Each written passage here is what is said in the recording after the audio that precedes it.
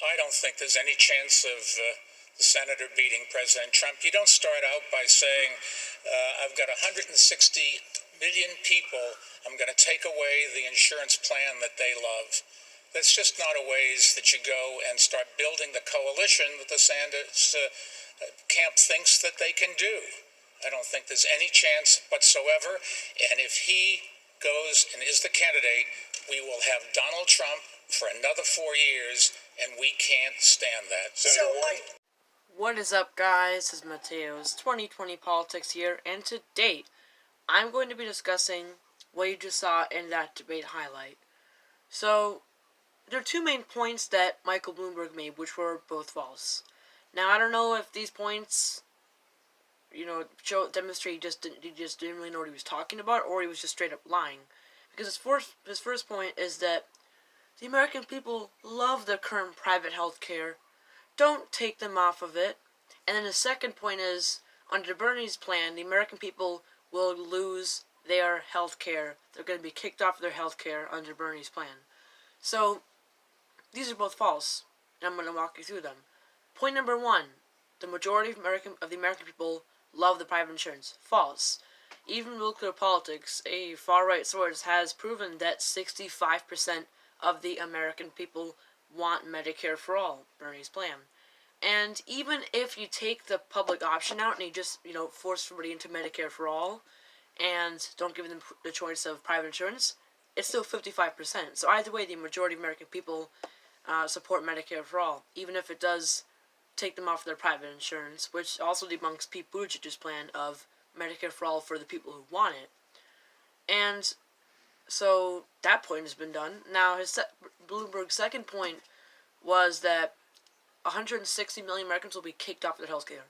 No, this is something every single centrist or out of touch or dishonest Democrat says. They always claim Bernie Sanders is going to kick people off their health care. He isn't. He's going to give them free health care. Alright, guys?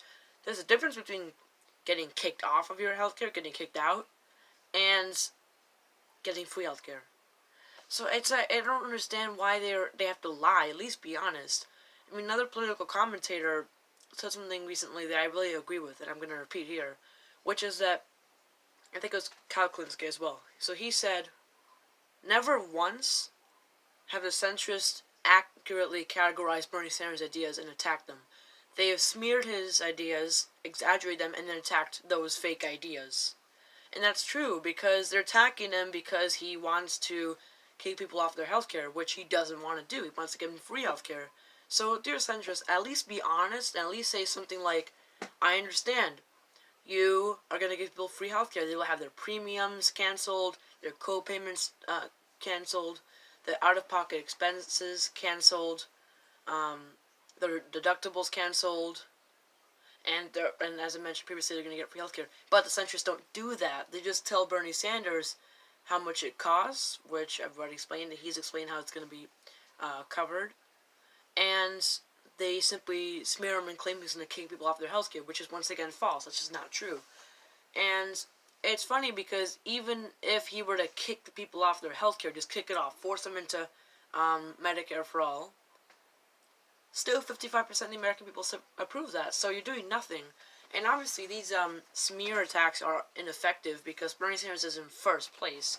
The more the media attacks him, the more the centrist Democrats attack him, the more support Bernie Sanders gets. Because as of now, he is at about 29% in Nuclear Politics average polls, give or take a couple points. So he's soared to first place. He used to be in second place. He was at one point even at third. Now he's at first, and he is doing better than he ever has. Really, look at his polls throughout the election year. He has never been this high throughout the election year. Even when he first got in first place, he was not this high. It's been surging. Why? Because the mainstream media keeps attacking him. Elizabeth Warren claimed he said something sexist, so that just helped Bernie Sanders and hurt Elizabeth Warren. So, come on, centrist Democrats, just stop these attacks because they're not helping you. They're actually backfiring on you and helping Bernie Sanders. Now, the problem with these centrists is that there are mainly two different types of centrists.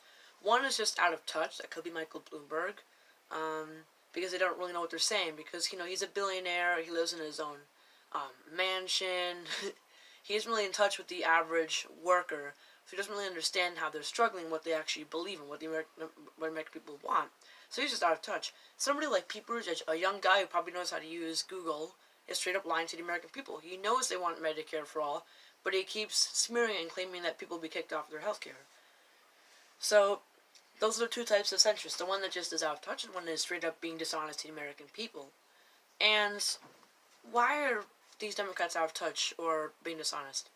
Because they're trying to use the old New Democrats tactic.